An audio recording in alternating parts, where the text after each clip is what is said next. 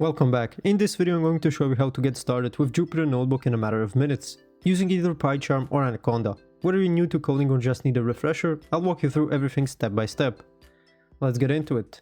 First thing you'll need is either PyCharm or Anaconda. Both are excellent tools for working with Jupyter Notebook. PyCharm offers professional version that costs money, but includes some extra features for Jupyter. For this tutorial we'll be using the free version of Anaconda, which works perfectly. You can download Anaconda for free from their official site, and it's available for both Mac and Windows. Once you've downloaded Anaconda, open it up. And you should see a window like this. It comes pre-installed with tons of tools for data science, but today we're focusing on Jupyter Notebook. If Jupyter isn't installed yet, go ahead and install it from here. When Jupyter Notebook launches, it'll open a page in your browser showing your file directories. Let's navigate to the desktop and create a new notebook.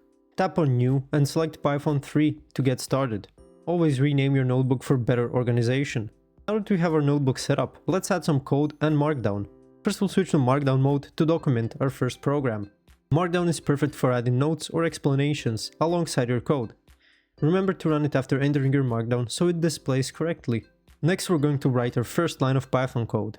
We'll do just a simple print hello world. Click run, and as you can see it prints the message in a new cell.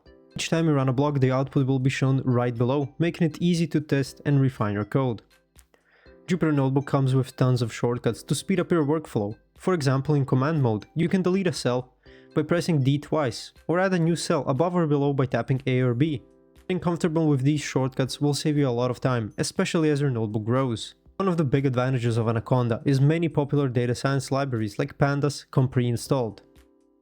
Let's import Pandas and create a simple series to see how easy it is to work with data. You can use Shift+Enter to run code quickly when you're coding in Jupyter Notebook. Now if you prefer working in PyCharm, let me show you how to set up Jupyter Notebook there. In the professional edition of PyCharm, you can create and run Jupyter Notebooks with all the additional features of PyCharm, like auto-completion and dark mode. Lastly, let's talk about saving and running your notebook. You can either save it by pressing Ctrl S or using the built-in autosave feature. If you want to run all the cells at once, just click Run All from the menu. Thanks for watching. If this video was helpful, please like and subscribe to our channel for more tips and tutorials.